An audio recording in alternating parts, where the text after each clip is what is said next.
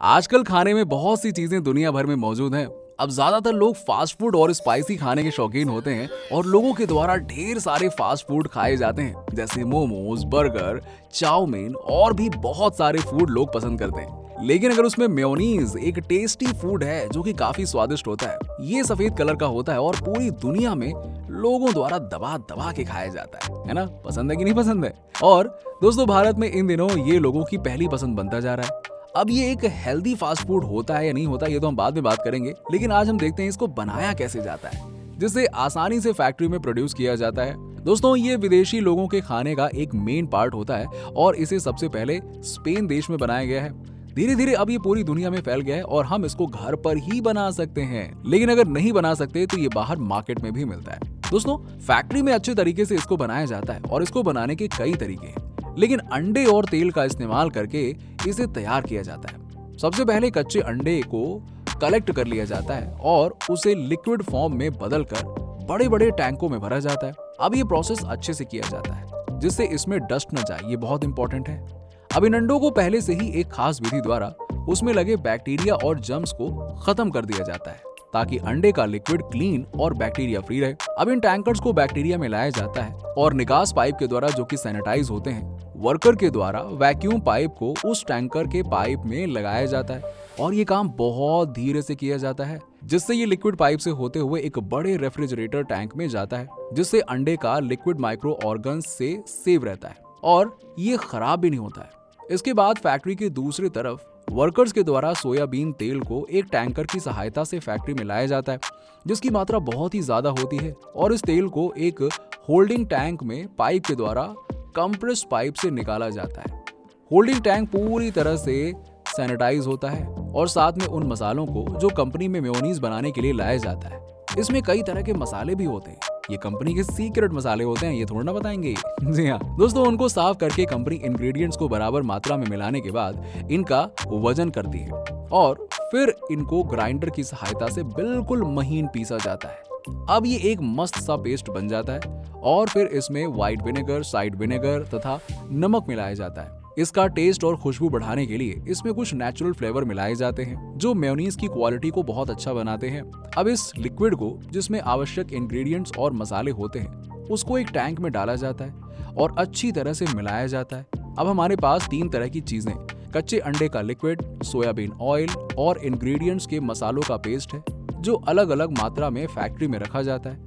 अब इन सबको computer machine की सहायता से बराबर मात्रा में लेकर इसको मिलाया जाता है और आगे की प्रोसेस के लिए भेज दिया जाता है। इसके बाद इसका सैंपल लेकर इसे क्वालिटी चेक करने के लिए क्वालिटी कंट्रोल डिपार्टमेंट के पास भेजा जाता है, जहां लैब टेक्नीशियन उस सैंपल में डिओनिसेड वाटर मिलाकर उसकी शुद्धता को चेक करता है। अब इसमें फिनोप्थलीने मिलाकर उसके एसिडिक और एल्कलाइन की जांच करते हैं। फिनोप्थलीने एक प्रकार का केमिकल होता है जो लिक्विड में डालने पर पिंक कलर देता है और इस तरह हमारा लिक्विड पिंक दिखाई देता है, जिससे पता चलता है कि ये एल्कलाइन लिक्विड है।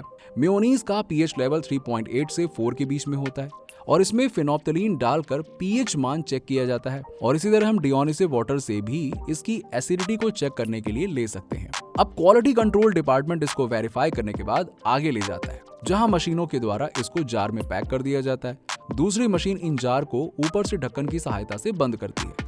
अब इस प्रोसेस के बाद तैयार प्रोडक्ट को मशीन की सहायता से जार में पैक किया जाता है और इसमें एक काल सील होता है जो डायरेक्ट इंसेंटन सिस्टम द्वारा हीट की सहायता से उस जार पर इंस्टॉल कर दिया जाता है, जिससे ये कैप्स पूरी तरह से क्लोज हो जाते हैं। अब ये कैप्स मेयोनीज को फ्रेश रखते हैं। इसके बाद आगे लेवल लगाने वाली मशीन, जिसमें ग्लू होता है, ये बहुत ही आसानी से लेवल को उस जार पर लगा देती है। अब ये मशीन से होते हुए बाहर निकल जाती है और लास्ट में भी क्वालिटी कंट्रोल डिपार्टमेंट उस तैयार प्रोडक्ट को चेक करता है कि जो मेयोनीज रेड हुआ है वो गाढ़ा या पतला तो नहीं है। मेयोनीज मार्केट में कई तरह की पैकिंग में मिलता है, जैसे प्लास्टिक की पैकिंग हो सकती है या छोटी मोटी बोतल में भी उपलब्ध होता है। ये बाजार में बहुत ही आसानी से मिल जाता है और कई सारे फास्ट फूड के साथ में खाया जाता है। ये टेस्ट में बहुत अच्छा होता है। इसकी खुशबू को लाने के लिए डिफरेंट फ्लेवर्स इसमें डाले जाते हैं। तो इस तरह से हमारा मेयोनीज पूरी दुनिया में फेमस है और ये ज्यादा से ज्यादा खाए जाने वाला सॉस है। अब हम आगे बढ़ते हैं दोस्तों और अपने दूसरे प्रोडक्ट यानी कि इमली की चटनी बनाने का खास तरीका हम आपको बताते हैं। देखिए, इमली की चटनी ना बहुत ही स्वादिष्ट होती है, मजा आ जाता है और ये लोगों के द्वारा बहुत पसंद की जाती है। अब भारत में स्पाइसी चीजें खाने के लोग बहुत ही शौकीन होते हैं। इसीलिए यहाँ इमली की चटनी का रोल बहुत ही ज्यादा इंपॉर्टेंट होता है। इमली बनाने का प्रोसेस बहुत लंबा है। इमली का फ्रूट्स आसानी से मिलता नहीं और इमली के फ्रूट्स हमें साल में एक बार मिलते हैं। इमली हमें सीजनल मिलती है और ये गर्मी के सीजन में मिलती है और ये किसानों के द्वारा उनके खेतों में तैयार किया जाता है।